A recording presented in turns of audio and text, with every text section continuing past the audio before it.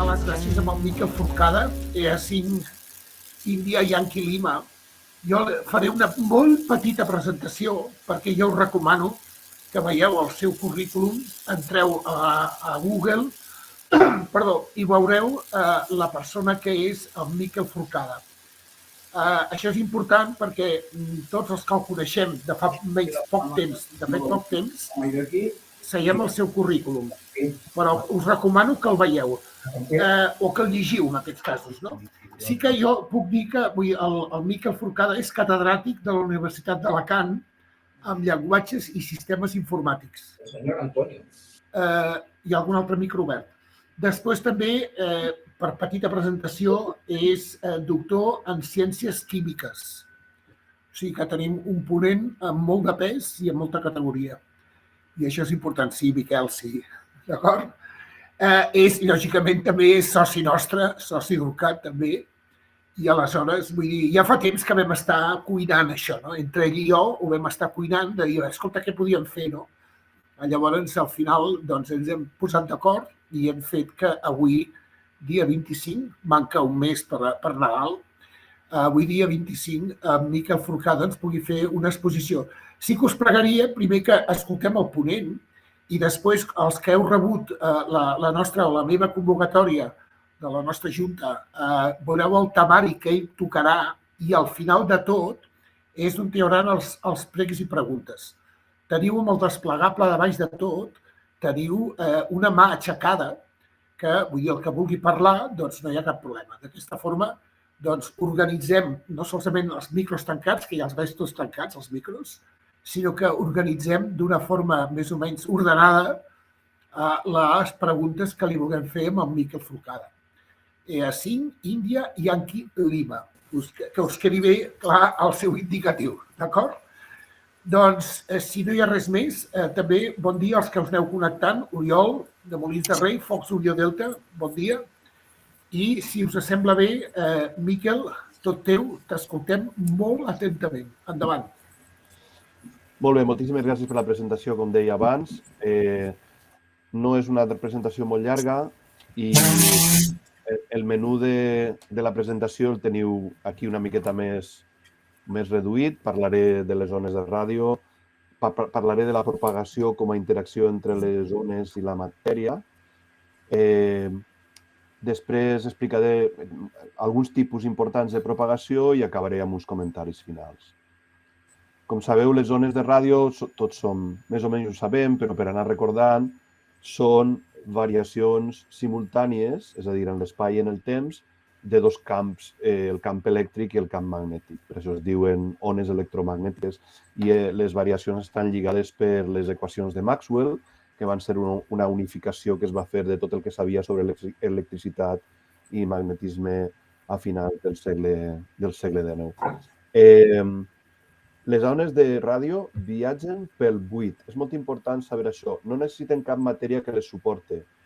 Les ones de ràdio van fer aquests experiments famosos, els de Michelson i Morley, que van demostrar que no feia falta, no hi havia cap matèria que els suportara o no hi havia l'èter, que se solia dir. No, viatgen pel buit, no necessiten res. I són produïdes normalment per corrents elèctrics variables en la nostra antena emissora. La nostra antena es produeixen uns corrents elèctrics variables i aquests corrents elèctrics produeixen ones electromagnètiques, que quan arriben a l'altre corresponsal indueixen corrents elèctrics variables en l'antena receptora i és per això que podem fer ràdio. Tot fins aquí, tot conegut, m'imagino.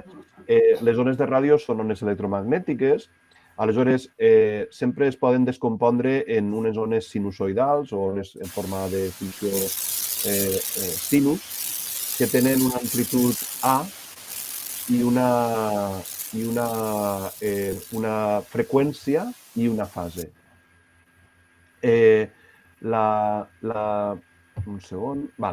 Que m'he perdut aquí. La freqüència és el que nosaltres posem en el dial de la nostra ràdio, l'amplitud com més millor i la fase depèn de per on vaig a l'ona i com estigui recorrent-se. Per als que sabeu matemàtiques, una funció sinus i tenim una funció de la freqüència del temps i de la fase. En aquest dibuix d'ací, el voltatge va variant de positiu a negatiu i la fase del dibuix és 0. Però les imatges moltes estan preses de Wikipedia totes les imatges tenen crèdit. Després, al final de la xerrada, hi ha un enllaç per a que us pugueu descarregar les diapositives, encara que també m'imagino que les podem fer disponibles a través del web d'URCAT. Aleshores, les ones, en principi, es propaguen en línia recta en el buit. No? Res les atura, però s'atenuen en la distància, normalment. No? I l'espai interestel·lar, que és el més similar que tenim en la naturalesa al buit, ens permet rebre, per exemple, la llum d'estrelles que són molt llunyanes, perquè la llum és també una ona electromagnètica, i, per exemple, la NASA encara està rebent o encara es comunica amb la Voyager 1 que està a 22.000 milions de quilòmetres en les freqüències de microones que veieu. És a dir, realment no necessitem res per a suportar les ones. Però, clar, les ones interaccionen en la matèria i els fenòmens que nosaltres anomenem generalment propagació es deuen a la interacció de les ones electromagnètiques en la matèria. És a dir, quan interaccionen entre elles es produeix els fenòmens que normalment anomenem propagació. I, per tant, això no és màgia. És a dir, de vegades tendim a pensar que la propagació no l'entenem o que és una cosa que és aleatòria. No, la propagació és física. El que passa és que la física d'algunes modalitats de propagació és tan complexa que no s'entén completament i és equivalent a no saber què passarà, bàsicament, o no saber-ho molt bé. No? I, per tant, és molt difícil predir, no impossible, quan succeirà una determinada modalitat de propagació. Per a algunes modalitats de propagació sí que és possible predir la propagació, com veurem més avant, però altres són molt més difícils de predir. Per exemple, hi ha algun micro per aquí que fa soroll. Ara s'ha parat. Vale. Per exemple, un company em diu no et puc copiar en 70 centímetres perquè estic apantallat. I això el que vol dir és que hi ha un tros gran de matèria, que és un edifici, una muntanya, el que siga, que absorbeix o reflecteix en una altra direcció l'ona de 433 MHz i per això no el podem sentir. Un altre exemple. Avui no he pogut fer un cohesió en Xile en 20 metres. I això és perquè la capa de matèria ionitzada que havia de desviar l'ona de ràdio de 14 MHz diverses vegades entre Eco Alfa i Charlie Echo en la ionosfera per a salvar la curvatura de la Terra, no ho ha fet, no han pogut fer-ho bé. Un altre exemple. Com és possible que Felip, Eco Charlie 5, Alfa Golf Charlie, que està en India Mike 98, Tango Victor, en la comarca de la Safor, i jo mateix, Eco Alfa 5, India Yankee Lima, que estic en India Mike 98, Romeo India, ens sentim sempre bé en 2 metres, sempre, sense cap problema, quan tenim la Serra dels Plans, que té 1.300 metres just enmig. No? I aquí teniu el dibuix del perfil entre Felip i jo. No? D'alguna manera, precisament, el fet que estiga la Serra de Plans enmig ens permet parlar. Un altre exemple, des d'Alacant és una miqueta més difícil, pot ser que des de Barcelona he fet un cohesió en 2 metres a Mallorca. Mallorca està clarament darrere l'horitzó, per a tots nosaltres, jo crec. No? Però l'aire, la matèria gasosa de la troposfera, aquell dia està tan distribuïda de tal manera que ha corbat l'ona cap a terra i ha permès salvar l'horitzó. S'ha notat que hi ha una falta d'ortografia aquí per a corregir les transparències. O, per exemple, un altre exemple, Eco Alfa 5 India Hotel Hotel, que és un company d'ací d'Alacant, i jo ens trobem a uns 3 quilòmetres de distància, són barris diferents d'Alacant, ens copiem perfectament en algunes freqüències de 2 metres i en altres no. És a dir, hi ha freqüències on no ens sentim, pràcticament, i en altres 5-9. I això es deu probablement a les característiques del terreny i els obstacles, particularment edificis que hi ha entre Luis, Eco Alfa 5 India Hotel Hotel i jo. No? Clar, la matèria, totes aquestes coses passen perquè la matèria pot absorbir i normalment absorbir i reemetre en totes les direccions, pot reflectir i pot refractar les ones de ràdio. És a dir, la propagació és precisament això, és l'absorció, reflexió i refracció d'ones de ràdio per part de determinats medis materials que hi ha enmig. I la complexitat d'això de la propagació és una de les coses que fan interessant la radioafició i és que de vegades podem fer aquell contacte que altres voltes no podem fer, com estaven els exemples. Aleshores, vaig a fer una llista dels tipus de propagació que cobriré no es poden veure tots ni en massa detall. Aleshores parlem de propagació a la vista, propagació per efecte del tall de ganivet, propagació multicamí, ona de terra, propagació troposfèrica, les modalitats de propagació ionosfèrica i direm alguna cosa sobre dispersió meteòrica i sobre terra-lluna-terra. La propagació a la vista és quan l'emissor i el receptor es veuen en línia recta, no? I ja sabeu que la Terra és corba i la propagació a la vista té límits, però de vegades són sorprenents. Per exemple, així us he posat el perfil que hi ha entre el cim del Maigmó. El Maigmó és una muntanya que hi ha crec que és el terme municipal de Tibi, així en la comarca de l'Alcoià, i que és un cim de sota, per als que sabeu de sota, sota alfa 5, alfa tango 008, i té uns 1.300 metres. I a la província d'Almeria hi ha un cim que es diu Colativí, alfa 7, alfa lima 014, que té també uns quasi 1.400 metres, no? Aleshores, tenint en compte, fent una miqueta de geometria, aprofitant el teorema de Pitàgores, és molt fàcil deduir la fórmula de dalt. I la fórmula de dalt ens diu que la distància, en cas que no hi hagi cap obstacle, pot arribar a ser aquesta distància que es veu aquí. Si en la fórmula fiquem el radi de la Terra, que són 6 milions i pico de metres, i les altures de Maigmó i de Colativí, ens diu que la distància que podríem parlar, perquè Maigmó i Colativí estan a menys distància.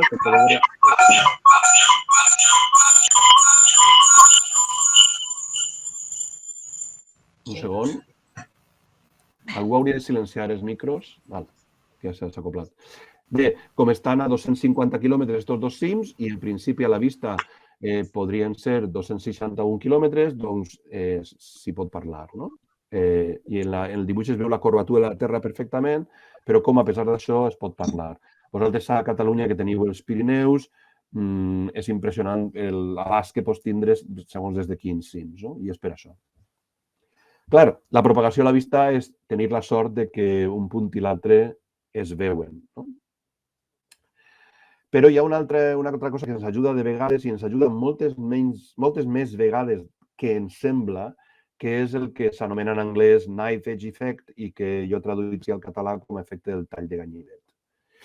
I és que quan tenim obstacles que tenen una grandària similar a la longitud d'ona, per exemple, la cresta d'una muntanya o en el cim d'un edifici, el que fan és que aquests obstacles difracten, reemeten el senyal. I en el dibuix que està agarrat del web de Golf 0 India Sierra Whisky es veu com l'ona que ix de l'emissor, quan pega a la muntanya és reemesa de nou i això permès que en això que diu aquí regió de difracció, que és la zona d'ombra, és a dir, aquest receptor i aquest transmissor no es podrien veure de cap manera, en canvi sí que és possible la connexió. I això és el que em passa a mi en Felip, que tenim la serra de Plans enmig i la serra dels Plans és la que fa la faena de poder parlar jo en ell. I això permet que rebem en una zona d'ombra. L'efecte, abans de passar a la següent transparència, l'efecte de tall de ganivet, ja dic, és molt més freqüent que sembla i és un dels mecanismes pels quals es propaguen les ones en entorns urbans, on estem en mòbil i estem parlant d'un altre company i, evidentment, hi ha molta matèria enmig, però de vegades fa això. Se sol dir de vegades que l'ona puja als terrats dels edificis del nostre carrer i de terrat a terrat va saltant i després baixa al carrer on està l'altre company. És un dels mètodes que està bastant provat que passa així en entorns urbans. Després està la propagació multicamí, que hauria de dir multicamí, no multicamino, estan traduïdes a mitges, transparències. És el que en anglès es diu multipath propagation i és quan el senyal es reflecteix i ens arriba per dos o més camins. És a dir, ens arriba un senyal, per exemple, directe i un altre que ha rebotat en un obstacle. Clar, el problema és que, com són ones, si les ones arriben en fase, es reforcen. És a dir, si les dues ones, diguem, fan la cresta i les baixades i les pujades a l'uníson, aleshores estan en fase, aleshores es reforcen. I, per tant, en aquest cas, la propagació multicamí pot ajudar. En canvi, si arriben en contrafase, el que passa és el contrari, com en el dibuix que una ona i l'altra estan arribant bastant en contrafase i el resultat és una ona de molt poca amplitud, no? Este és el problema, esta és la situació que jo tinc amb Luis, a Eco Alpha 5 India Hotel Hotel, que el tinc a 3 quilòmetres. Clar, com la fase i depèn de el desfase entre els dos depèn de la freqüència, en algunes freqüències ens arriben les ones en fase i, per tant, ens sentim, i quan no, arriben en contrafase. Això és el que està en aquesta transparència i podem escoltar-nos bé en alguna freqüència i, en canvi, molt pitjor en una altra, pot ser uns quilohertz més amunt, no?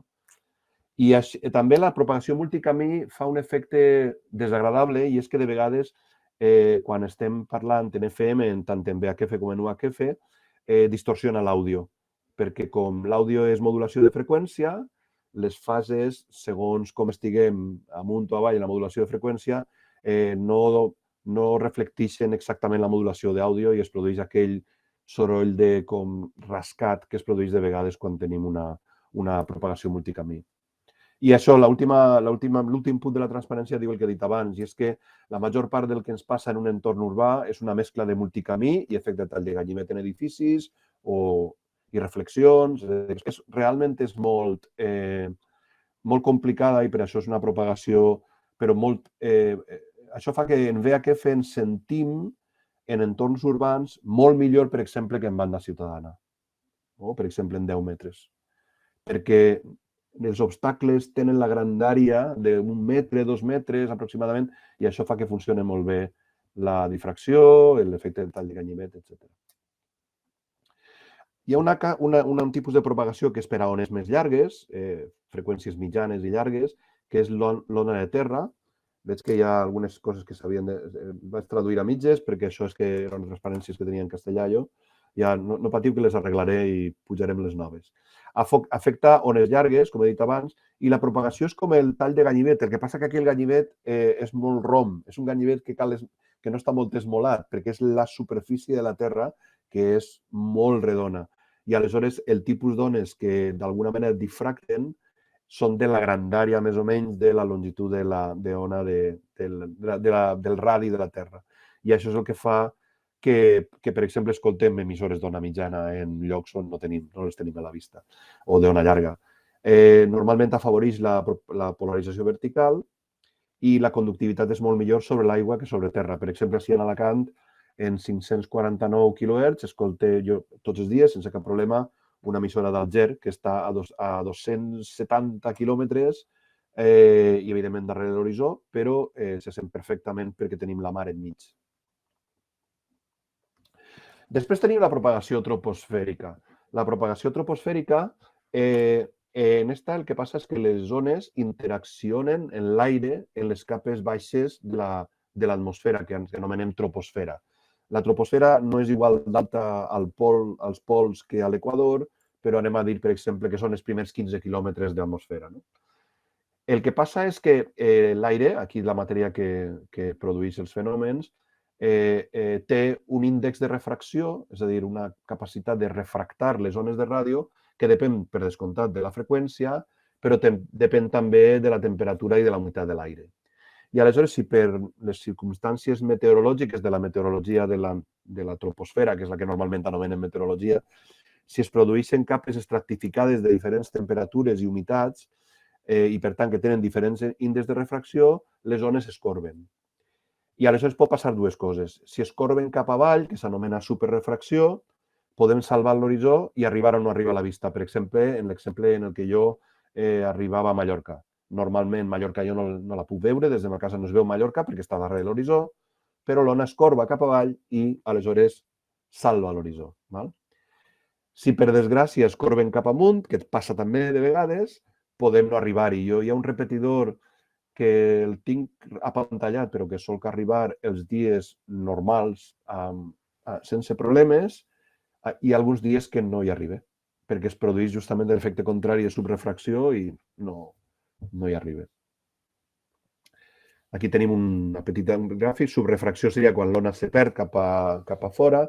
L'estàndard és més o menys recte. Superrefracció és quan baixa cap avall. I després hi ha un cas que aquí posa trapping, que és quan les estructures de les capes són tals que l'ona queda atrapada entre dos capes i aleshores pot arribar molt més lluny perquè va com rebotant, com si tinguera un conducte, i això es diu normalment conducció troposfèrica o tropospheric ducting i és el que permet que fem contactes interessants.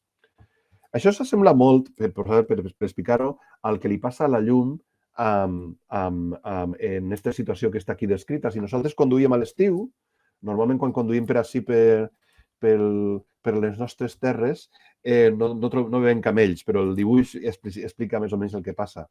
Jo vaig per la carretera i em fa l'impressió de veure tolls en la carretera, de veure aigua en la carretera. I això és perquè la carretera està molt més calenta que l'aire que té damunt i aleshores la llum del cel o del cap del camell fa una trajectòria curvilínia i m'arriba a mi, clar, com jo veig que la llum arriba de baix, jo tendisc a pensar que està baix el camell, veig el reflex del camell i dic, hi haurà aigua. O veig el reflex del cel, veig els tolls, veig el reflex del cel blau en la carretera i m'imagino que, clar, que és que hi ha aigua i no és això. Clar, hi ha molts exploradors assedegats veien aigua en el desert i quan arribaven no arribaven mai a l'aigua, no? Perquè l'aigua anava anant amb ells, s'anava allunyant. Això és molt similar al que passa en la propagació troposfèrica, però del revés. És a dir, l'ona es corba cap a baix. No? Quan la temperatura augmenta en l'altura, que és quan ens agrada, la refracció és a l'inrevés, l'ona es corba cap avall i quan tenim determinades situacions d'estratificació de les capes d'aire, l'ona pot quedar atrapada entre les altures. Jo, per exemple, el juliol vaig estar diversos dies provant que no tenia cap problema per arribar d'Alacant i companys de Sardenya també arribaven a un repetidor que està molt prop de Palerm i que està per a mi a 1.200 quilòmetres. Això sí, només hi ha mar entre ma casa i Palerm. 1.200 quilòmetres, quan la curvatura de la radi de la Terra són 6.300, evidentment està molt darrere l'horitzó, però es produïa un conducte en UHF, que és difícil. 1.200 quilòmetres de conducte, propagació troposfèrica. Com tenim cada dia millora més la nostra capacitat de predir quin temps farà, també es poden predir condicions que afavoreixen la propagació troposfèrica. I així us poso dos enllaços que després els podreu veure però que segur que els coneixeu. Una és la pàgina de Foxtrot 5 Lima Eco November i l'altra és la pàgina de Hepburn del DX Info Center i són pàgines que ens donen quina és la predicció que ells fan per a la propagació troposfèrica i com podeu veure els dos mapes són d'un dia que hi havia molt bona propagació troposfèrica en la nostra mar, en la Mediterrània.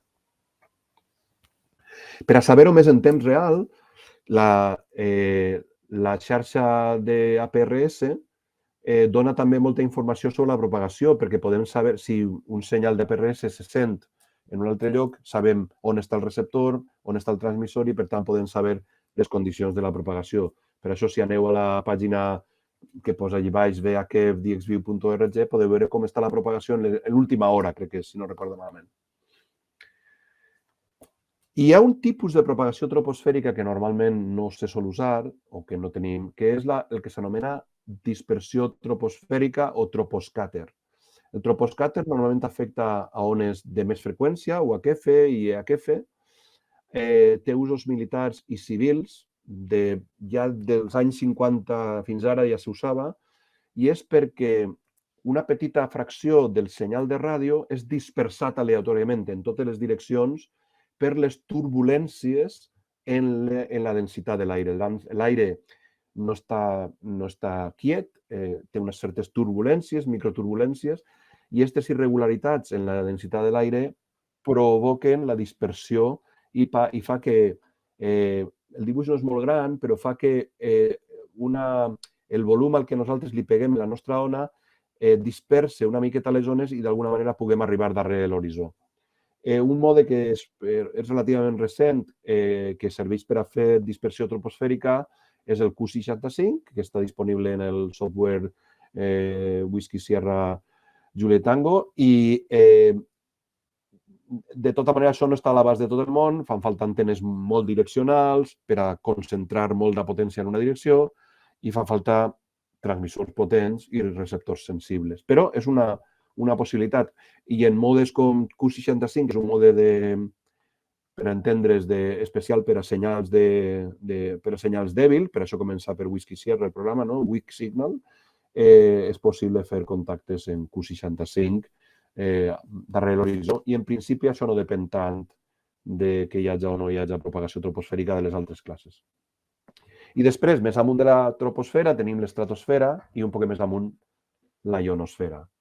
No? Aleshores, resulta que les capes d'aire de la ionosfera, que ja són molt tènues, és un aire molt fi, no té molta densitat, a una altura aproximada d'uns 100 quilòmetres, quan la radiació solar xoca amb els àtoms dels gasos s'ionitzen, és a dir, perden electrons, es queda un ió positiu i es queden electrons lliures. I es forma el que s'anomena un plasma. El plasma és l'equivalent gasós dels metalls en el sòlid. És a dir, un metall en un sòlid metàl·lic, el que passa és que els àtoms estan ionitzats i després els electrons sols formen un núvol conductiu i per això els metalls condueixen l'electricitat. Els plasmes són similars, no? I de la mateixa manera també com els metalls reflecteixen la llum i per això els metalls són brillants, de la mateixa manera la ionosfera actua com una làmina de metall i reflecteix les ones de ràdio. La reflexió depèn de la freqüència de les ones i de l'angle d'incidència. Això ara veurem algun exemple. Com es formen aquests plasmes? Aquests plasmes es formen per la radiació solar i, clar, depenen de l'activitat solar, perquè el Sol no és una estrela que sempre tinga la mateixa activitat, oscil·la amb uns cicles d'uns 11 anys i podem mesurar alguns paràmetres per a saber com està el Sol d'actiu. Una és l'índex de flux solar o SFI, que bàsicament s'estandarditza com la radiació, la intensitat de radiació rebuda en la freqüència de 2,8 GHz. O, per exemple, una altra manera de veure-ho és el nombre de taques solars, que és el SSN, que és el Sunspot Number, i que és important perquè és a les vores de les taques solars que s'emeten les radiacions ultravioleta que ionitzen la ionosfera. Aleshores, quan hi ha moltes taques solars, tenim molta possibilitat que hi hagi canvis importants en la propagació. Això és un gràfic de diverses variables observades durant anys. Com veureu, el gràfic està tallat aproximadament en 2023 i es pot veure un poc la predicció i després les medicions reals. I com podeu veure, estem començant a pujar cap a un màxim d'activitat solar i els que treballem, per exemple, els que operem en bandes com 12-10 metres, estem començant a gojar moltíssim, a disfrutar de la propagació. Hi ha una correlació entre l'índex de flux solar i el nombre de taques solars, per descomptat, perquè són dos fenòmens que estan relacionats els dos. Quan les ones arriben a la Terra i les ones de la radiació solar arriba a la Terra, les capes d'ionització no són homogènies, s'estructuren en capes. És a dir, no està tota la ionosfera ionitzada igualment, sinó que hi ha 3 capes. Tenim una capa D, que és molt feble de nit pràcticament, com podeu veure a la dreta, en el dia no posa la capa, en la nit no posa la capa D, i absorbeix sobretot per baix de 10 MHz. El signe que és estrany de menor que, aproximadament menor que, és una manera de no mullar-me massa i dir que, bueno, de 10 cap avall, més o menys. Després tenim la capa E, que absorbeix i reflecteix normalment també a freqüències baixes, per tant, normalment no hi ha gran diferència entre la D i la E, excepte l'altura, però de vegades està molt activa i és quan apareixen les famoses esporàdiques i podem tindre molt bona propagació per damunt de 10 MHz. I després tenim la capa F. La capa F de dia i de nit hi ha 2 capes i per la nit se fusionen en una només, que és SF. La més activa de dia és la 2, normalment. La capa D és la més baixeta, està com uns 70 quilòmetres d'altura, entre 50 i 90. i desapareix de nit. I això és el que fa, tots aquí tenim ja una edat i som usuaris o hem estat usuaris de la ona mitjana i sabem que de nit se senten emissores d'Europa que de dia no sentim. I això és perquè desapareix la capa D i aleshores se n'encarrega la capa E, que està més alta i ens permet propagació a més distància. I bueno, la capa F també. La capa E absorbeix una miqueta i la E i la F ens fan la faena que puguem escoltar, per exemple, emissores d'Anglaterra en ona mitjana. La capa E està una miqueta més alta, se situa al voltant dels 120 quilòmetres d'altura, entre 90 i 150. Normalment no absorbeix ones de freqüència més alta o no reflecteix ones de freqüència més alta que 10 MHz, però esporàdicament, quan es forma la ES, no? Esporàdica, la S minúscula és d'esporàdica, es formen una espècie de núvols o bombolles, com turbulència, no seria com agrupacions de zones més ionitzades que reflecteixen senyals fins i tot més altes que 50 MHz. No? I la MUF, la freqüència màxima útil, puja molt. La capa E sol ser molt més freqüent cap al solstici d'estiu, encara que també es produeix una miqueta cap al solstici d'hivern. És a dir, és impossible, és el típic que com no se coneix molt bé el mecanisme encara, és molt difícil saber quan passarà. Però si se miren les estadístiques dels QSOs, per exemple, en la banda de 2 metres a 1.500 quilòmetres, es veu clarament que això passa molt més al voltant de la nit de Sant Joan, del solstici d'estiu, però també al Nadal ens dona alguna sorpresa. I això permet fer contactes a 2.000 quilòmetres en 2 metres, que és una cosa que normalment no és possible. És molt més activa, per descomptat, en altres bandes com la banda de 50 MHz o 6 metres o la banda de 70, que és la banda de 4 metres. I la pregunta és, sabrem si hi ha esporàdica i n'hi ha alguns sistemes que ens avisen de la possibilitat que hi hagi propagació deguda a la capa esporàdica. Per exemple, DXRobot, que el podem configurar perquè ens envia correu electrònic, a mi m'arriba correu electrònic i em diu possible esporàdica en 70 MHz. Apunta la teva antena cap a no sé on, perquè més o menys té una idea de cap a on està això. Però realment aquests llocs no prediuen, el que fan és observar els QSOs en clústers i arrepleguen informació i miren, analitzen aquelles dades i diuen, doncs sembla que hi ha esporàdica, no? I t'avisen. De tota manera, una cosa molt important de la propagació, en general tota la propagació, és que si totes les persones que estan en un moment en una freqüència encenen la seva ràdio però no transmeten, no sabem si hi ha propagació. Clar? Aleshores, jo recomano que en aquestes zones, en aquestes bandes on la propagació és troposfèrica, i és, per exemple, usar modes que hi ha gent que no és partidària, altres sí, però jo l'uso precisament sobretot per això. Envio igual CQs en FT8 i veu si algun receptor des que està connectat rep els meus CQs. I si comença a veure que jo envio CQs en 70 centímetres i em senten en Alemanya, ja sé que està passant alguna cosa, que tenim esporàdica. La capa F, en canvi, la tenim 24 hores al dia i 7 dies a la setmana. Està molt més alta, a uns 300 quilòmetres d'altura, 350 i 500. Com he dit abans, la part baixa, que és la F1, es fon en la F2 de nit. Com he dit, quasi sempre és útil, s'usa moltíssim en radiodifusió, tota la radiodifusió en ona curta, que va tindre el seu auge en l'època de la Guerra Freda, s'usava per a fer radiodifusió. Normalment, el que fa és que absorbeix i reflecteix senyals fins a 15 MHz, però, de vegades una miqueta més.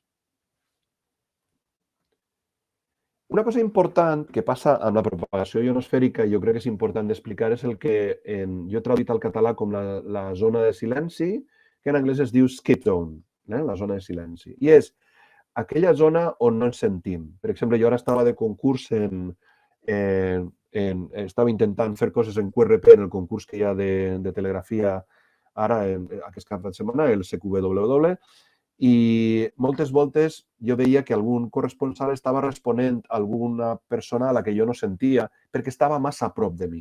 Jo sentia perfectament, per exemple, a un corresponsal en Bulgària i ell estava parlant en un Eco Alfa 3, però jo l'Eco Alfa 3 no el sentia. Per què?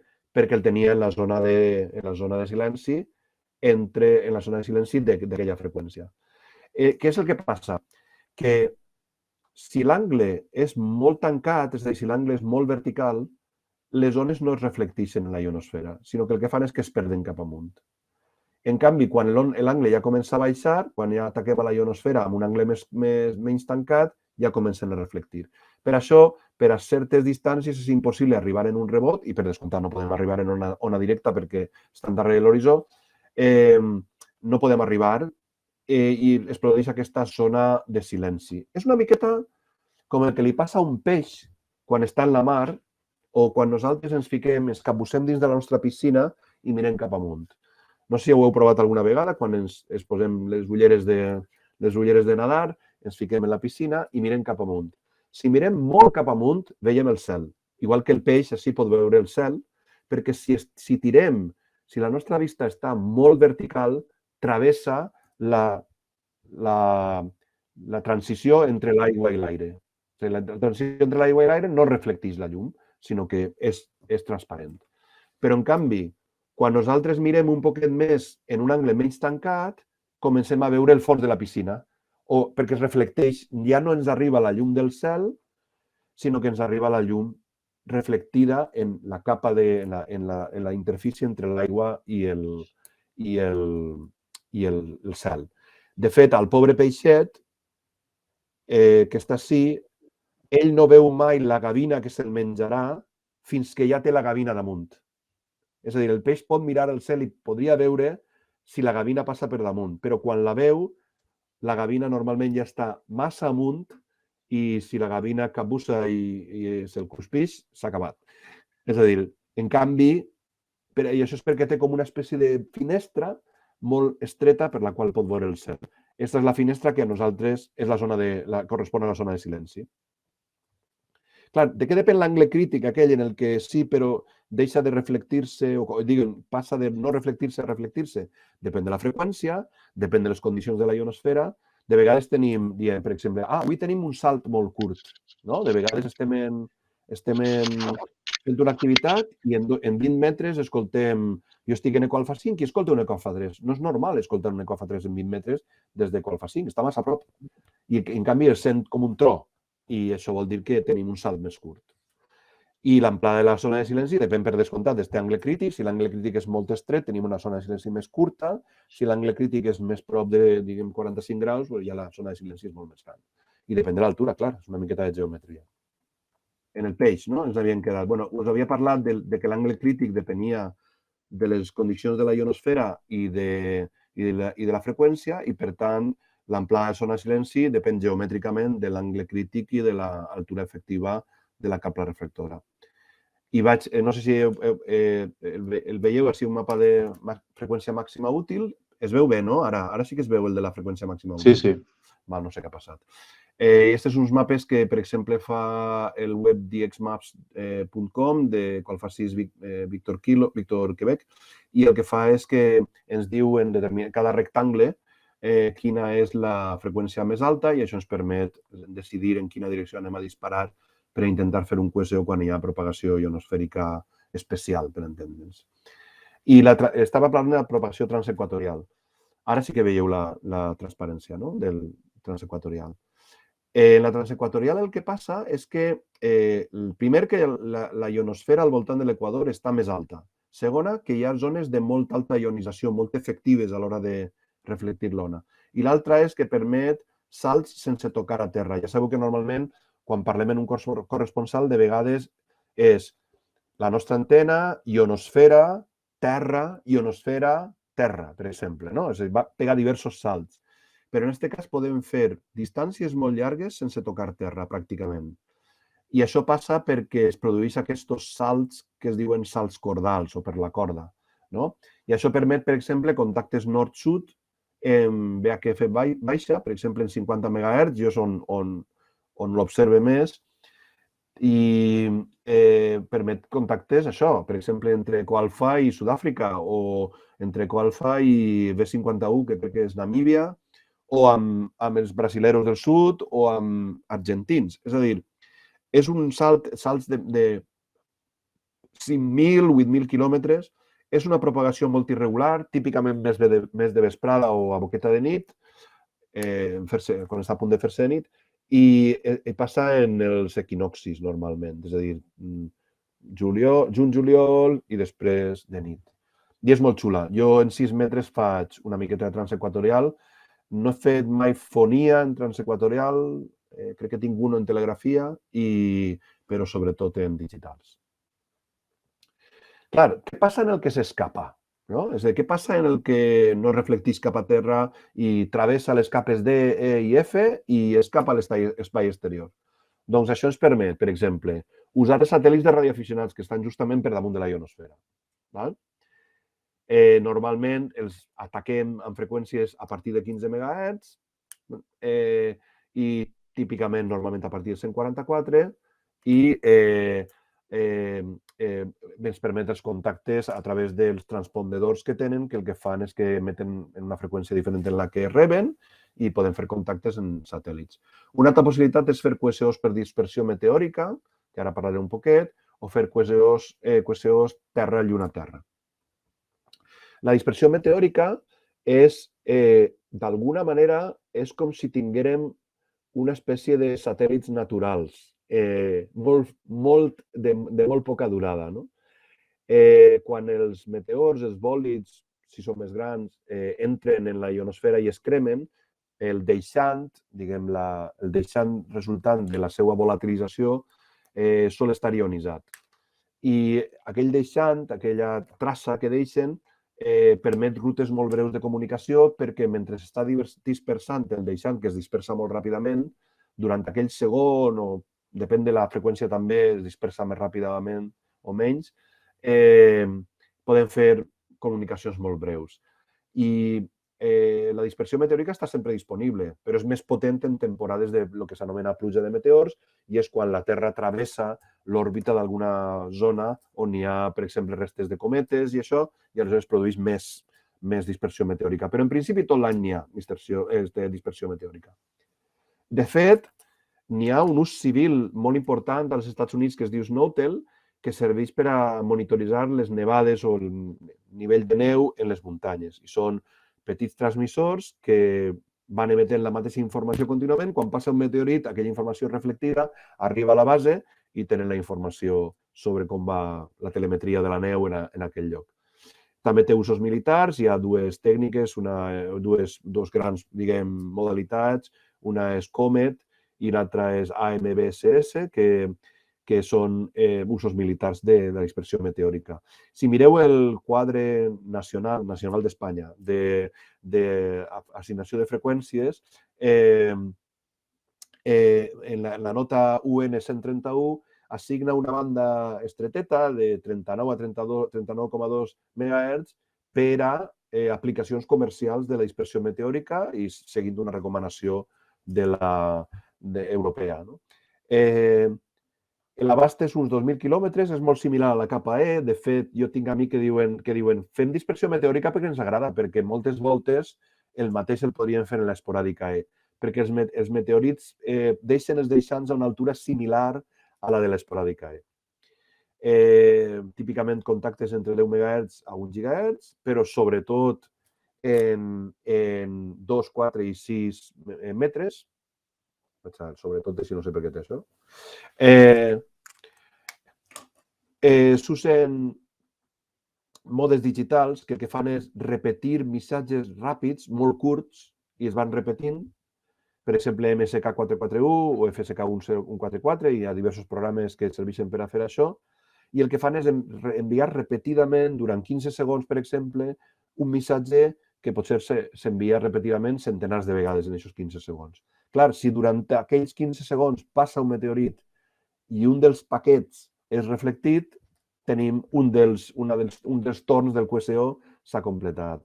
De fet, anteriorment això es feia en telegrafia en gran velocitat. El que es feia és gravava la telegrafia i es passava a molta alta velocitat. I després, quan es rebia, es baixava la velocitat per escoltar el missatge. Com he dit abans, la dispersió meteòrica és com si tinguérem satèl·lits naturals, però fugaços perquè passen i desapareixen. Però estan a una altura també similar a la que volen els satèl·lits de baixa òrbita. I després està Terra, Lluna, Terra, que jo no conec pràcticament res, però jo crec que és important esmentar-ho. També s'anomena rebot lunar. Un amic meu diu, no és que la Lluna se cabrege, no? El rebot lunar no és que la Lluna es cabrege, sinó que la Lluna, que és que rebota la Lluna en això. I és bàsicament això, que l'ona es reflecteix en la superfície de la Lluna, com se reflecteix així en les muntanyes o en els edificis, i permet arribar pràcticament a l'altre costat de la Terra, perquè, clar, si tenim la Lluna plena i molt prop de l'horitzó, vol dir que també hi ha Lluna plena aproximadament en les antípodes, pràcticament, i això ens permet contactes molt interessants. Amb un retard molt curiós, perquè, clar, la Lluna està a més d'un segon de llum i, per tant, els canvis, no sé si són 5 segons de retard. 2,7 l'arribada i 2,7 de tornada. Les bandes que s'usen són típicament les bandes de 13 centímetres a 6 metres. La gent que el prova el rebot lunar, de vegades el que fan és provar si se senten de tornada, perquè clar, sense el teu eco, no? Als 2,7 segons o als 5 segons, no me'n recordo com és. I s'usen antenes direccionals i grans potències. I els modes, abans telegrafia i després modes especialitzats, i un que és molt usat és Juliet Tango 65. I acabé ja en uns comentaris finals, després d'haver fet aquí la col·lecció de possibles modes de propagació. Les ones de ràdio es propaguen en el buit, però interaccionen en la matèria, muntanyes, edificis, l'atmosfera, cossos celestes, s'hi reflecteixen, s'hi refracten i se difracten, i això és la propagació. Com deia abans, al principi, la propagació no és màgia, però de vegades no es pot predir fàcilment, i els capritxos de la propagació fan fàcil i interessant la nostra radioafició. Així teniu les llicències de la xerrada, si algú vol utilitzar en el seu radioclub local, on siga, les meves diapositives estan disponibles, són lliures per a que les pugueu usar, després de corregir les errades que he trobat, amb aquestes dues llicències. I també, si teniu la càmera per aquí a tir i voleu fer una foto del QR, podeu tindre, o teclejar aquell URL, podeu tindre la diapositiva. Les diapositives ja mateix i també estaran aquí les corregides. Quan ara, després de penjar, faré les correccions que m'he pres nota així. I ja no tinc res més que explicar. Crec que ha quedat un peliu llarg, però, bueno, bé. No, si em permets, Miquel, primer, moltíssimes gràcies, perquè a més ho has clavat. Quan tu i jo hem parlat de diferents vegades per telèfon, vas dir 1 hora i l'has clavat. 1 hora menys 3 minuts, o sigui que perfecte, no? Jo, si us sembla bé, l'exposició ha sigut molt interessant, no esperava menys perquè ho és, però jo, si us sembla bé, el que podríem fer, igual que quan fem els nets, jo sempre vaig apuntant els canvis de la gent que vol parlar. Si us sembla bé, jo tinc aquí el paper i llàpis, com sempre, o com quasi sempre, i llavors aniré apuntant els corresponsals que voleu fer les preguntes amb en Miquel. Si us sembla bé, per no estar mirant el xat, obriu micro i llavors els que vulguin preguntar, doncs jo vaig apuntant i els anirem donant la paraula, ok? A veure, el Foc Romeo Bravo, aquí el tinc apuntat, i el Foc Romeo Bravo. Qui més va preguntar? EA3 CNO. EA3 CNO. Següent. Va, vinga, animeu-vos. Ja s'ha trencat el gel. Foc Romeo Bravo, 3 CNO. Qui més va preguntar? Miquel, B3EIL. EIL, Miquel, molt bé. No esperava menys de tu, tampoc. Qui més? India, Lima, Sierra. Molt bé, David. India, Lima, Sierra. Perfecte. Qui més? A veure, aquí aixeca la mà, allò que he comentat abans, el Jordi Fatàs, a l'Equal Fatàs Hotel Kilo Lima, té la connexió amb 4 corresponsals que estan asseguts, no? Però veig que n'hi ha un que aixeca la mà. Jordi, obre. No, tens... Ara, digues. Vale, sí, ara estem aquí. Ha aixecat la mà el Golf Papa Charlie, que vol fer una pregunta després. Home, l'Àngel. No et havia reconegut, Àngel, perquè et veig amb la pantalla petita. Vale. Golf Papa Charlie. Perfecte. Qui més?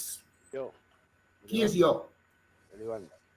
Hola, Ivan. Perfecte. Doncs Ivan, apuntat. Qui més? Oriol, no dius res, tu? La Carme. Carme. Un moment. A veure.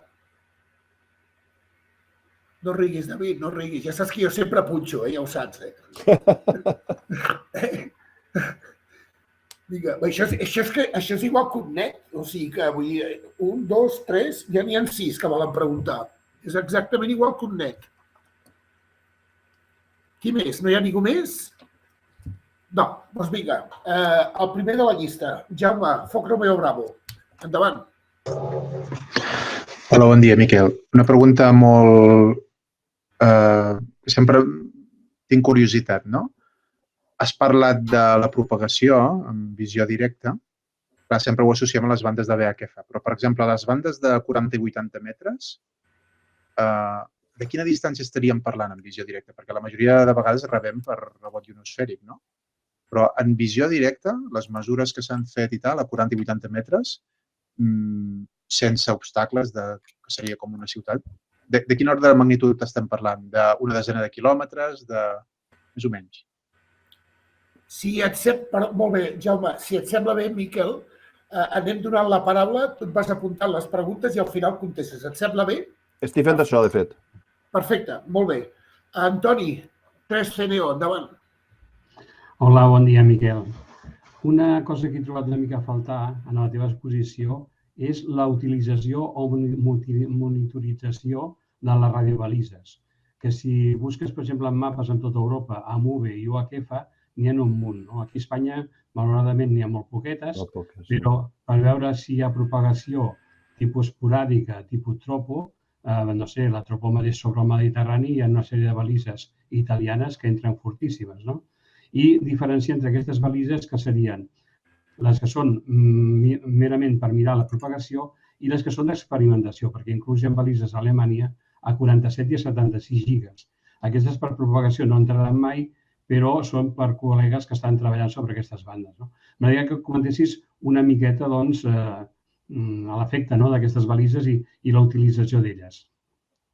Jo afegeixo una cosa del que ha dit l'Antoni. Ja sabeu que nosaltres a UCAT tenim una balisa de 70 centímetres. O sigui que suposo que tu, Miquel, ja deus saber això, que tenim la balisa, que sí? Perfecte. Miquel, Eco India Lima. Endavant, tot teu. Vale, a veure el micro. Bueno, company, moltes gràcies per la conferència. No m'entretinc més. Volia una pregunta molt de principiant o molt tonta, potser per mi és una mica no bàsica, sinó saber quan fem un contacte, quina és la propagació que estem fent servir? O sigui, com reconèixer que hem utilitzat una propagació o una altra per fer un contacte depenent de la freqüència? Perquè ara has parlat de la transequatorial, per exemple, però també pot ser un rebot a la ionosfera. Com reconèixer un contacte que hem fet, en quina propagació l'hem fet? No sé si m'explico molt la pregunta que vull fer. Vale, ja està. Perfecte, gràcies, Miquel. El canvi cap al sud de Suècia. David, tot teu. Vale, gràcies. La meva pregunta tenia a veure amb això del meteoroscàter. Aquí a Suècia hi ha gent que fa meteoroscàter perquè hi ha també això aurora boreal i hi ha coses d'aquestes. Però la meva pregunta té a veure una mica com que has dit que es feia amb la capa E. Com saps tu quan és un meteoroscàter o ho fas directament a la capa E? En aquest sentit, perquè, clar, si has d'anar seguint els meteoros i no saps, doncs això volia dir, no? No és capa E o és només això? Aquesta és la meva pregunta. Gràcies per la ponència. Molt bé, Miquel, perfecte. Doncs l'Àngel, si molts no el coneixeu, l'Àngel, el Golf Papa Charlie, és un component dels QSOs de la roda catalana amb 40 i amb 80 metres. Per tant, Àngel, Golf Papa Charlie, tot teu. Molt bé, doncs gràcies i molt bon dia a tots els components d'aquesta ponència.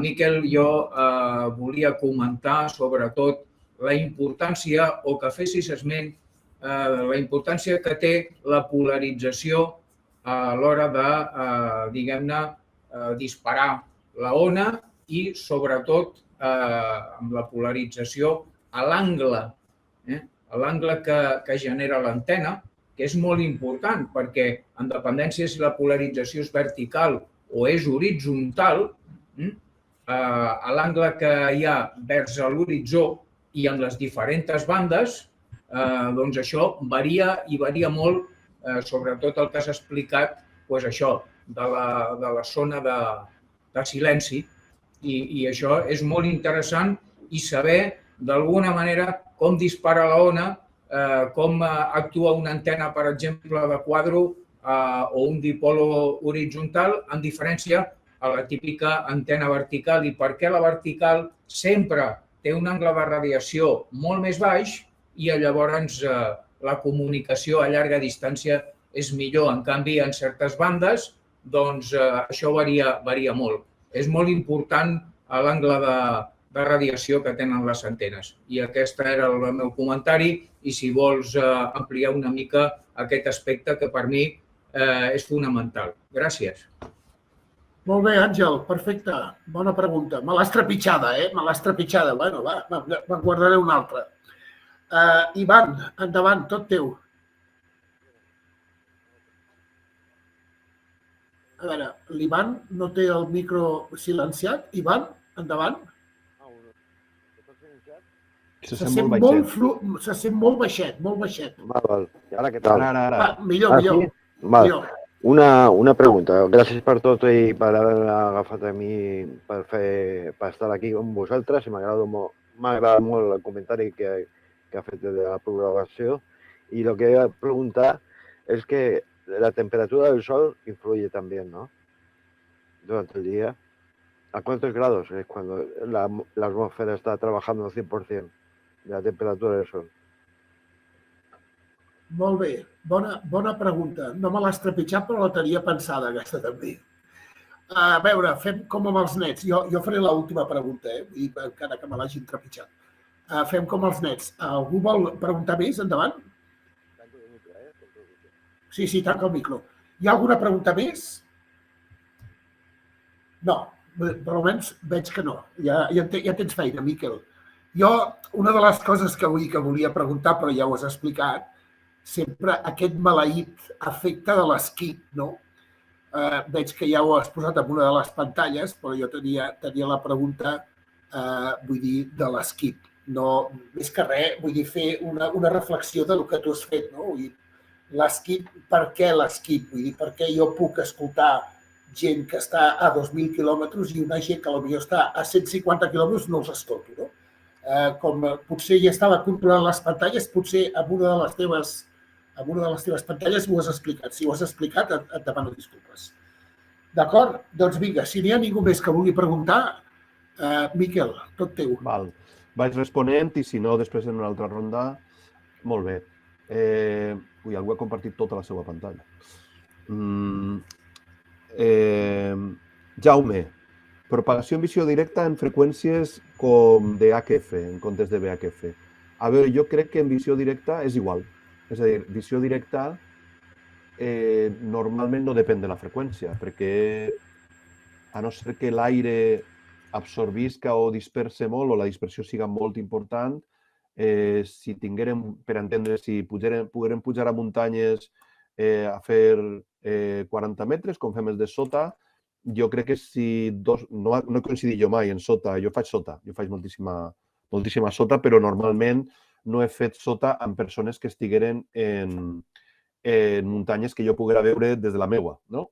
Però sí que una volta vaig fer, estava el company Equal fa 5 India Tango Whisky, estava així pujat a la penya Migjorn i jo estava així a casa i jo la penya Migjorn la veig des de casa i en 40 metres ens sentien perfectament. Vamos, un tro, perquè és que ens sentíem per ona directa. Per tant, la distància, que era la pregunta, la distància en ona directa, en visió directa i en VHF és la mateixa, perquè és visió directa, és a dir, arriba a l'ona perquè no hi ha cap obstacle de matèria excepte l'aire entre els dos. Per tant, en principi, espero haver respost a la pregunta. Però sí que és veritat que típicament aquestes coses ens preocupen en VHF. Equal fa 3, Charlie November Oscar, sobre les radiobalises. Sí. Això és com quan un fa la maleta, que ha de posar, com era allò? Diu, per a fer la maleta per a un viatge has de posar tot el que és imprescindible, estrictament imprescindible damunt del llit i després només carregar la meitat, no? Aleshores, clar, quan un prepara una diapositiva per a unes diapositives per a 50 minuts, ha de deixar-se coses. Les balises són importantíssimes i m'alegre que les hagis esmentat. I estan només les balises de B i U També hi ha balises en la banda de 10 metres, que jo utilitzo molt per a saber com van els 10 metres. I hi ha balises, de fet, moltes escandinaves, que són les que jo escolte. Hi ha moltes que es diuen, acaben en ten, no? Per exemple, Òscar, Hotel, no sé quants, ten, no? Que són les de 10 metres. I també n'hi ha en 4 i en 6. N'hi ha que tenen indicatius que acaben en 6 o acaben en 4, val? Com LX, no me'n recordo, una de Luxemburg, que està en 4, no? Les balises són importants, però també tenim les balises d'HF i modes com el WSPR o Whisper, que és el mode que s'utilitza amb molt poca potència per a veure les condicions de propagació. Aleshores, este mode està disponible en el programa del WSJT i pots veure que hi ha gent transmetent amb molt poquíssima potència i veure com arriben. I sí que coneixia la balisa d'Urcat, però jo des d'ací no l'he sentida mai. No sé si és que... És que hi ha molta pedra, mig, a més de troposfèrica possible. Després, Eco Bravo 3, Eco India Lima, Miquel. Ui, ara no entenc les meves notes. Per a saber quina és la propagació que estem usant en un moment donat. A veure, per eliminació, en HF pots assumir que serà ionosfèrica i pràcticament quasi segur cap a F, excepte si estàs en 12 metres, que és possible que tingués la E funcionant. Si tens el cas que comentaves de distingir entre propagació per dispersió meteòrica o propagació per esporàdica E, que tenen l'abast de la distància és molt similar, el tipus de contactes o el tipus de la distància del contacte, les zones d'ombra, tots són molt similars, perquè a més probablement hi ha gent que diu que la dispersió meteòrica és una dels mecanismes que alimenta la capa esporàdica E. Com es poden distingir? En aquest cas molt fàcil, perquè la dispersió meteòrica té pics de propagació molt curts. Per exemple, si tu algú està escoltant FSK 441 o MSK 144, està escoltant això i tens l'àudio posat, tu en dispersió meteòrica el que fas és que sents QRM i de colp i volta sents un paquet que ha entrat. Entra un paquet i després desapareix. En canvi, quan és dispersió, quan és propagació ionosfèrica per capa esporàdica E, el que passa és que se sent durant tot el període de 15 segons se sent que estan arribant dels paquets. Perquè la dinàmica de les dues propagacions és diferent. Una és esporàdica, però diguem que canvia en minuts, i l'altra és esporàdica, però canvia en dècimes de segon. Aleshores, és molt fàcil distingir una de l'altra. Però, de tota manera, caldria anar repassant en cada banda i veure la web de... Crec que és la web de... la que he dit abans, de DXMaps, intenta deduir quina és la propagació dels QSOs que té. O sigui, quan té un QSO en el clúster, li assigna un tipus de propagació.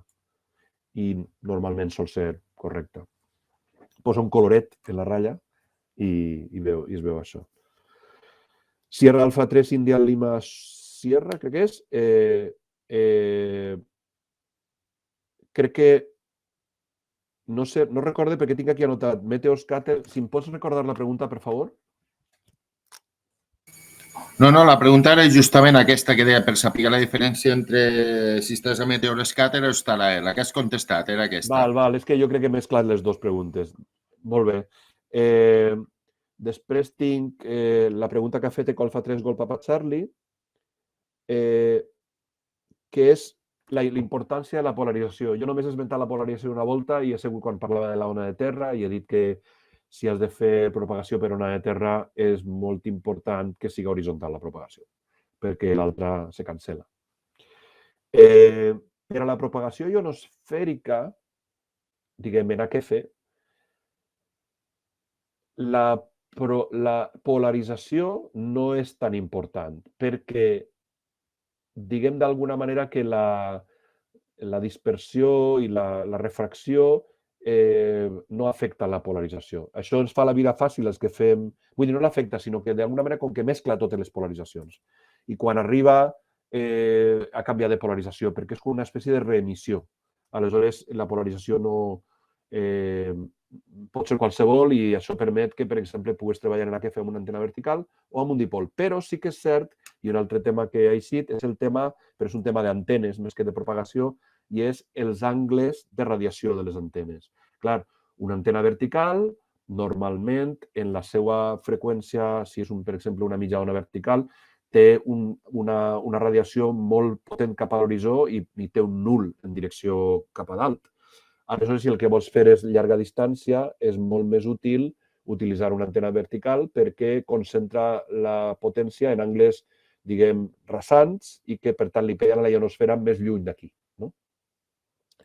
En canvi, en el cas d'un dipol, per exemple, si el dipol és horitzontal, com el dipol radia en totes les direccions perpendiculars al dipol, podem estar arreant-li a la ionosfera pràcticament verticalment. I això és el que fa la gent que fa una cosa que es diu NVIS, no? November Victor India Sierra, que és Near Vertical Incidence, no me recordo la S que vol dir, però el que fan és intentar fer contactes precisament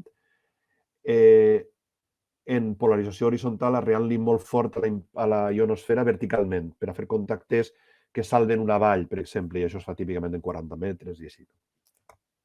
Per tant, com disparar, cap a on disparar, bueno, jo no estic en capacitat de donar solucions a cada tipus de propagació i això, i de fet, aquesta xerrada, com moltes altres que he fet al meu radioclub així en Alacant, són el resultat del que jo he anat aprenent i ho he posat tot junt i com soc professor, pues, me resulta còmode explicar, però hi ha moltíssimes coses que no sé. I sobre polarització, en general, no sé moltíssim. Iván preguntava lo de la temperatura del Sol, crec que referia a la temperatura atmosfèrica del dia. A veure, sí que hi ha una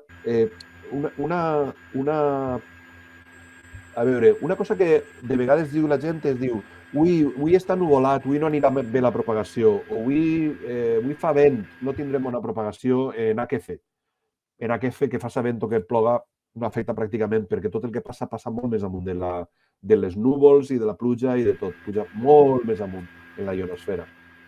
Però, per exemple, en VHF i en UHF sí que està clar, perquè, clar, el Sol calfa l'aire, la temperatura de l'aire determina el seu índex de refracció i podem tindre propagació troposfèrica depenent de si hi ha sol o no, i per això la troposfèrica és molt més comuna en estiu.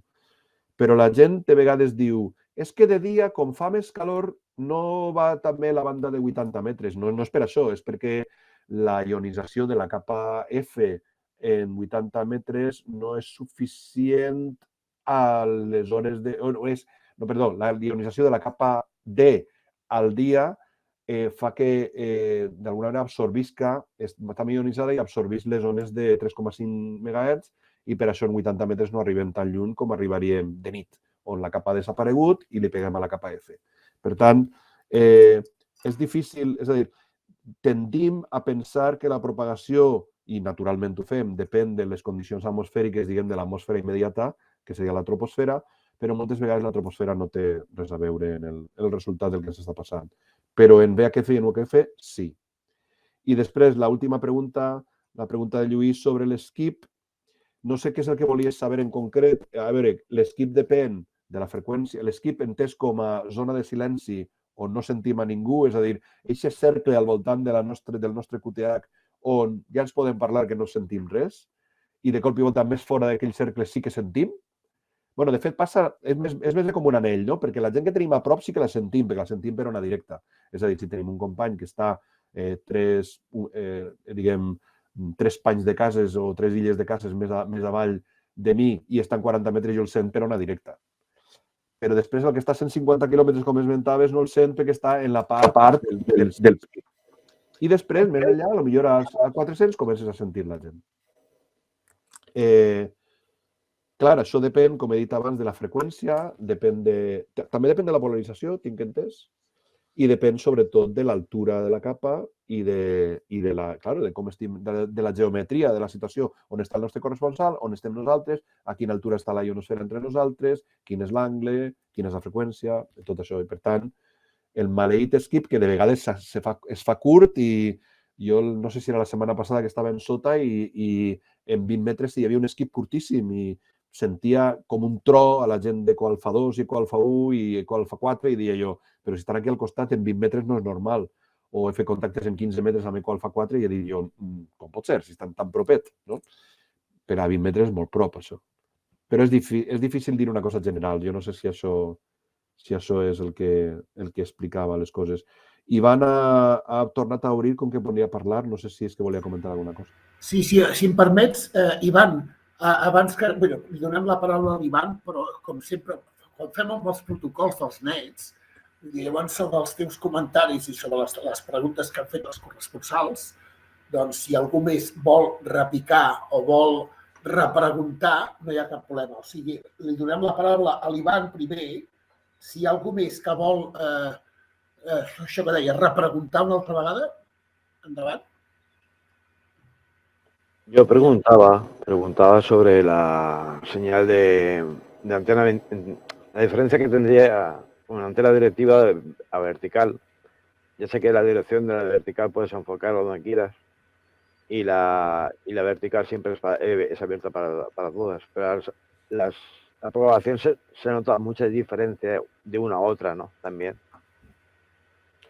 A veure, clar, si tu, com has dit tu, una antena directiva concentra la transmissió en una determinada direcció, mentre que la vertical l'escampa per tot arreu.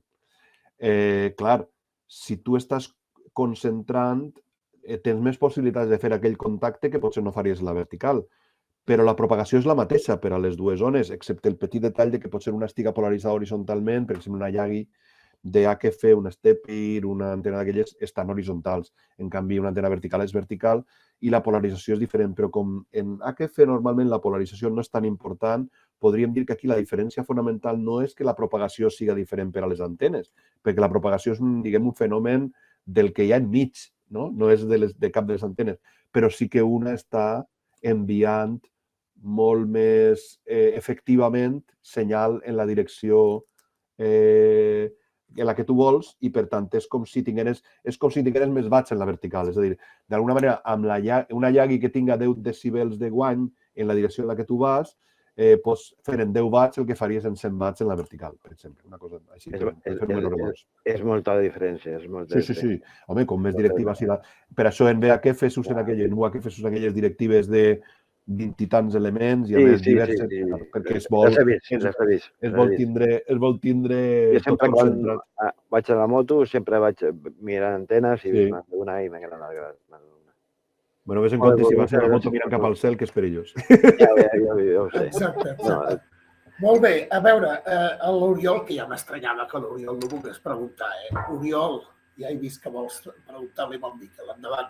Fox Unió Delta, Bones. Escolta, jo referia al tema que has dit has parlat de les temes aquests de contrafase, de que les senyals es cancel·len, això de que amb determinades freqüències amb un company d'Hospitalet i ens sentim perfectament a senyal 9+5 o 9+10 i amb una altra freqüència simplement no ens sentim res, no? Tu has comentat això. Això també té a veure amb canvis de polarització? Això té a veure amb canvis de polarització?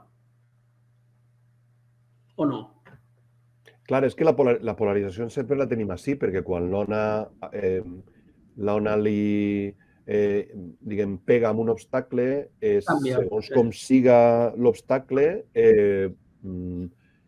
pot canviar la polarització. És a dir, si nosaltres estem transmetent, per exemple, polarització vertical, que és típic en FM en 2 metres, i en canvi l'obstacle està obliqu, el que fa és que canvia la polarització, perquè l'ona reflecteix i canvia l'angle. Jo, en la discussió que he fet de fase i contrafase, he assumit que no me preocupava la polarització, però estic segur que és un ingredient important.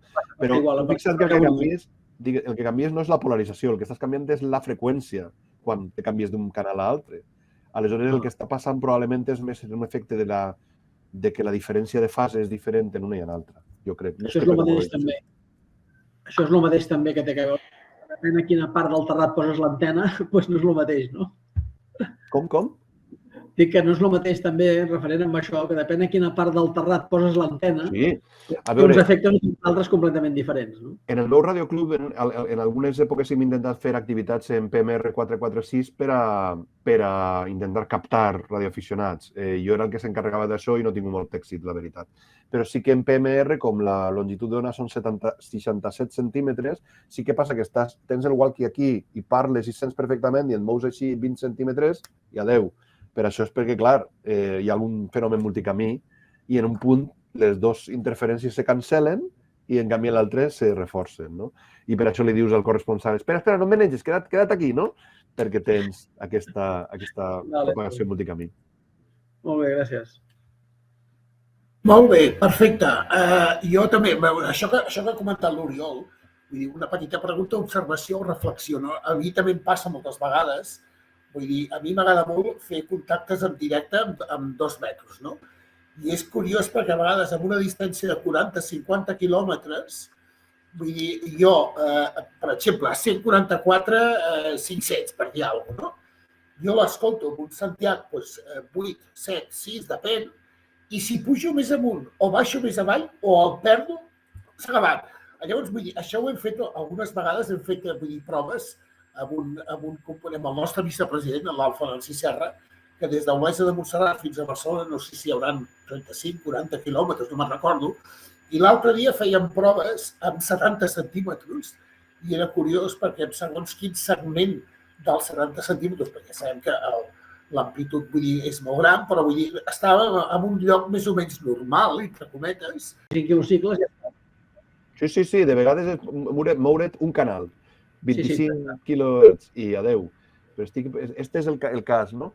I aleshores, el que pot passar, clar, la freqüència amb la que puja i baixa l'ona depèn de la freqüència, òbviament és la freqüència, no? I això vol dir que potser unes que abans en una determinada freqüència arribaven en fase, altres n'arriben en contrafase per una diferència de freqüència molt menuda. Ja dic, això és el que passa a mi, el que passa tu amb el Quim és el que em passa a mi amb Luis, l'India Hotel, que estem flipant, perquè a més els dos estem en la Remer i estem en Remer en 146 i jo el sent en directe, però ens posem un poquet amunt o més avall, ja no el sent, zero, però com si no estiguera, I és perquè ens arriba per més d'un camí i justament es cancel·len totes de manera catastròfica, que no es veu res. No se sent. Molt bé, gràcies, Miquel. I gràcies, Oriol, també. Pere, Charlie of Quebec, fes la pregunta, endavant. Molt bé, em sent bé, suposo. Sí, perfecte. Perfecte. Aleshores, has comentat temps enrere, Miquel, que en diapositives enrere, que el que és la potència que utilitzem moltes vegades, segons amb quines capes, no té gaire a veure. Però la meva pregunta seria és utilitzar potència o utilitzar-la molta potència, perquè a vegades, evidentment, hi ha col·legues que surten amb molta xitxa i no sé si això influeix o no influeix en que arribin més o menys lluny. Aquesta és la meva pregunta. Miquel, estan tots els micros tancats, però segueixo escoltant, no sé si us passa el mateix, un soroll d'alterna increïble. No, tots no estan, el Golf My Hotel el té obert. A veure, doncs, el Golf My Hotel, Josep, tanca el micro, sisplau. Sí, és veritat, no el té tancat. Ara ha desaparegut. Ara, perfecte. Endavant, Miquel, la contesta per tu.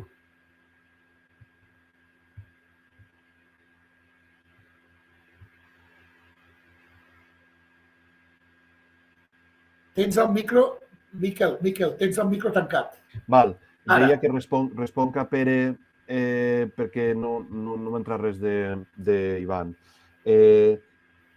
Sí, quan jo dic que no depèn de la potència, dic que la propagació no depèn de la potència, la propagació d'un senyal concret. I, per tant, és a dir, que la ionosfera igual refracta o reflecteix, si vols, una ona de 10 mil·liwatts que una de 10 quilowatts. És igual, perquè totes les equacions, diguem, de l'electromagnetisme són lineals.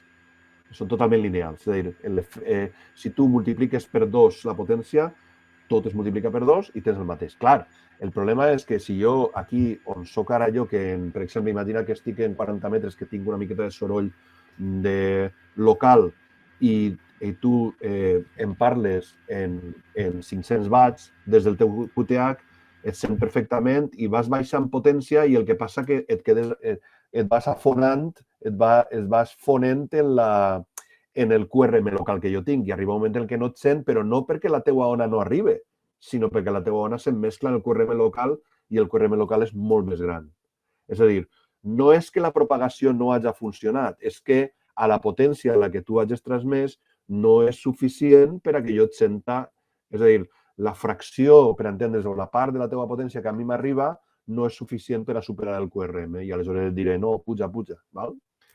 Però sí que, diguem, la teua ona, quan s'ha reflectit en la ionosfera entre el teu QTH i el meu, s'ha reflectit independentment de la potència. I, per tant, tots els paràmetres de la propagació ionosfèrica són lineals, és a dir, no depenen de la potència. El que passa és que, clar, la teva recepció depèn de les teves condicions locals i això és el que fa la diferència i per això és possible que sigui necessari pujar potència. Molt bé, gràcies, Miquel. A veure, Ivan, que tens la mà aixecada, a veure si t'escoltem ara. Ho posa pel xat. En el rango de freqüència de HF són diferents propagacions? Sí, són diferents. A veure, això els que treballem en aquest feu sabem, per exemple, la gent que fa 80 o 160 típicament és més una propagació, no és diurna, és a dir, de dia no va tan bé. Per exemple, jo estic fent una miqueta ara de FT8 en 160 metres amb un fil curtet, per tant no tinc ni gran potència tampoc, i els contactes els faig de nit. És a dir, no sé si a mitjanit es podrien fer perquè ja estaré dormint, però després de sopar faig els contactes o a primera hora del matí quan encara no ha eixit el sol. En canvi, en 15 metres, 10 metres és al revés, és de dia quan és el festival, que està la propagació. Per tant, cada una té les seues propagacions. Una cosa de la que no he parlat també és que hi ha moltíssims gadgets, applets que es poden posar en pàgines web, etc., on et diuen com va la propagació en cada banda i entre diferents zones del món. És a dir, hi ha moltes. Jo només he esmentat algunes, que no es pot contar tot. Però, Perdona, Miquel. No, dic que jo segueix preguntant ¿cuáles son las mejores, en funció de la pregunta que ha fet, cuáles son las mejores? I per posar-li un puntet més a l'Àngel, que el tinc aquí ara en primera línia, el Golf Papa Charlie, podria dir el que els hi passa amb ells. Ells fan la roda catalana, l'han fet sempre en 80 metres, però ara, últimament, per la propagació que tu has comentat, de dia, de nit, etc., ells fan el seu, que fa 35 o, no sé, Àngel, quan fa que feu la roda catalana? 35 o 40 anys, no? Acosta't al micro. Però ells fan ara, últimament, fan el que és la roda aquesta, la fan per 40 metres pel dematí, ara ho dirà, per la tarda em penso que també, però per la nit ho fan en 80 metres. Sí. Les avantatges, vull dir, de fer-ho d'aquesta forma, vull dir, ells hi han trobat, vull dir, molta diferència en fer-ho d'una forma, d'una banda o d'una altra banda. Encara que, vull dir, hi ha gent, mala gent, que els hi fan interferències i els hi posen música, no molt agradable, la música, però al final ho saben, ho saben portar bé. Que sí, Àngel, endavant? Golf Papa Charlie. Doncs, a veure, nosaltres sortim en 40 metres perquè durant el dia la banda de 40 metres, com s'ha esmentat aquí, és diurna i llavors la comunicació durant el dia és molt millor. En canvi, durant la nit, aquesta propagació marxa, suposo que a 40 metres per la nit se'n va per les capes més altes i llavors sentim a gent de fora, d'Alemanya, de França, però entre nosaltres no ens sentim. Llavors, què fem? Durant el dia, o sigui, a les 11 del matí i a les 5 de la tarda, fem la roda en 40 metres.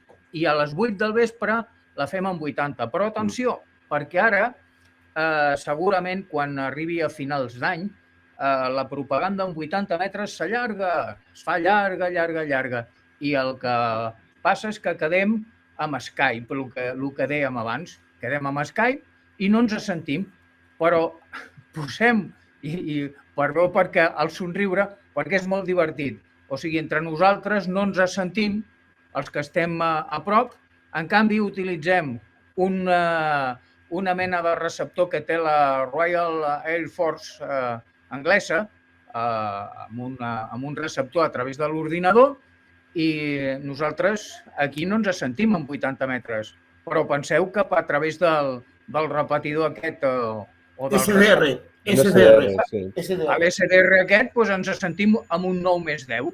O sigui, a vegades amb 80 metres entre nosaltres no ens sentim i utilitzem la sistemàtica aquesta. Llavors, és molt curiós perquè un s'autoescolta a través d'un SDR, però que està a Anglaterra. I, en canvi, així a prop no ens escoltem. Això dura aproximadament, no sé, entre la meitat del mes de desembre fins a la meitat del mes de gener, finals de gener, tot això canvia i llavors tornem un altre cop a escoltar-nos sense cap mena de problema. Però és divertidíssim, això passa cada any. És una de les qüestions del que parlaven de la propagació atmosfèrica, quan es fa més llarga o es fa més curta.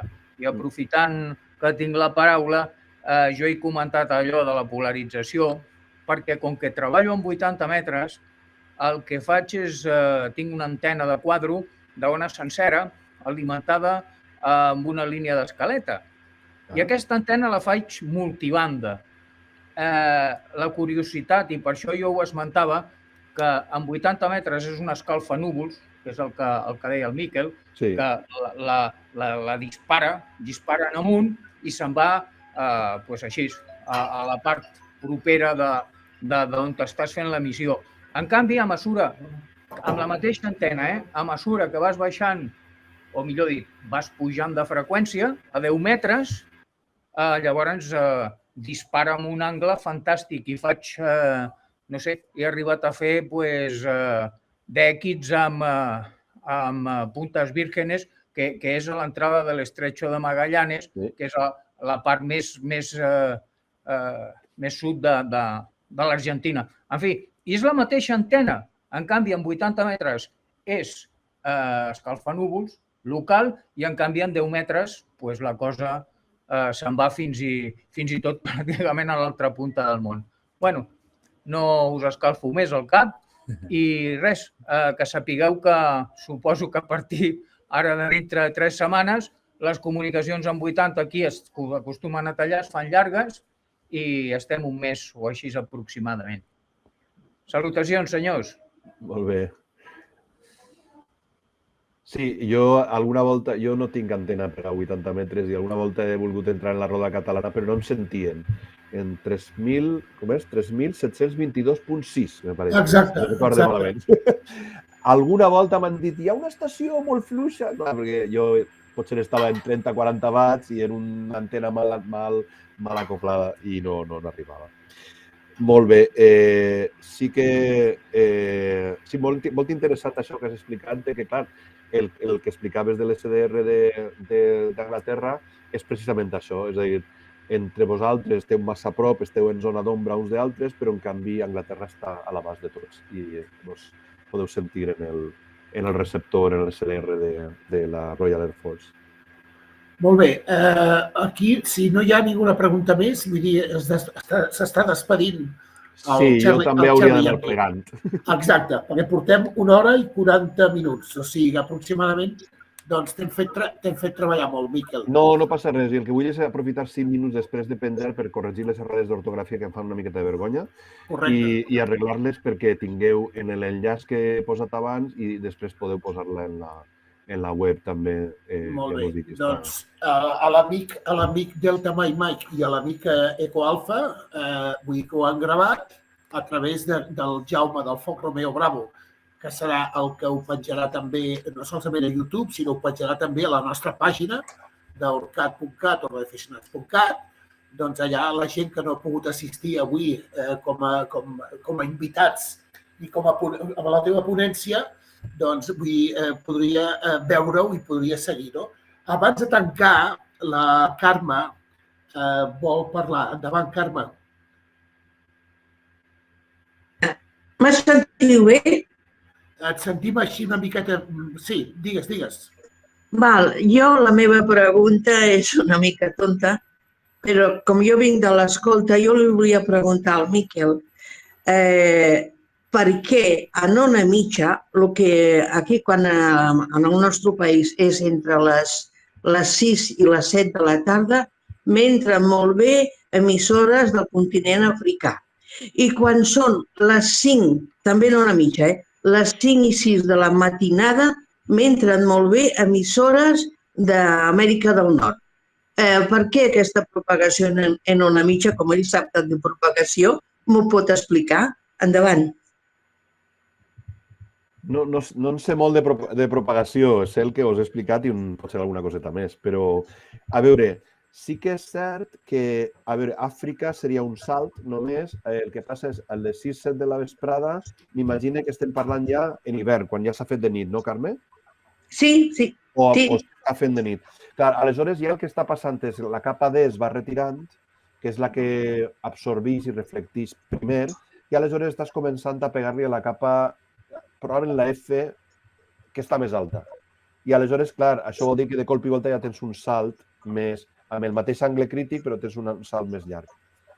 Escoltar AM a les 5 o 6 de la matinada d'Amèrica del Nord, Déu-n'hi-do, no? Vull dir, és un IEX. Aquí probablement és cap igual, és a dir, no s'ha fet de dia encara, la capa D no està la capa F, és una única capa F, i segurament des de les emissores, m'imagino que seran de la costa est dels Estats Units, t'arriben per 2 salts.